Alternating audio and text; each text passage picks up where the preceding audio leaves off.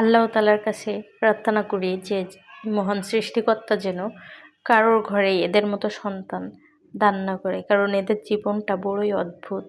এরা জন্মের পরে মা বাপের কাছ থেকে তো ওইভাবে আদর সোহাগ ভালোবাসা পায় না অন্য 10টা স্বাভাবিক সন্তানের মতো। স্কুলে গেলেও সহপাঠীরা তাদের সাথে মিশতে চায় না।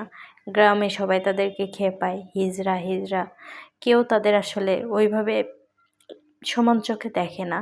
তো এদের জীবনটা এতই কষ্টের যে জীবিকার তাগিদে দেখেন এদের কত কষ্ট করা লাগে, মানুষের দুয়ারে গিয়ে নাচ গান করে। তাই যদি মানুষ মনে চায় তাহলে 2টা টাকা দেয়, না চাইলে নাই।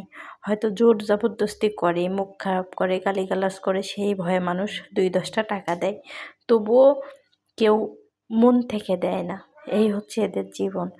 তো সৃষ্টিকর্তাকে বলি যে এমন জীবন কাউকে দিও না, যে জীবনে কাউকে নারীও পয়দা করিনি, পুরুষও পয়দা করিনি। কি জীবন!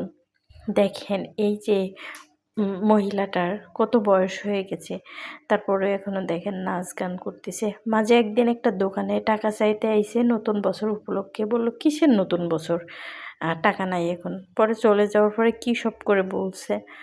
তো আসলে এদের মতো জীবন যেন কাউকে না দেয়, সেই প্রার্থনা আমরা সবাই করি। দেখেন এনার কত বয়স হয়ে গেছে, তারপরে ওখানে কি করবে বলেন, বাঁচতে তো হবে, তাই না? যেভাবে আল্লাহ সৃষ্টি করুক না কেন, বাঁচতে তো হবে। তো সবাই ভালো থাকবেন, সুস্থ থাকবেন, সাবধানে থাকবেন। আল্লাহ হাফেজ।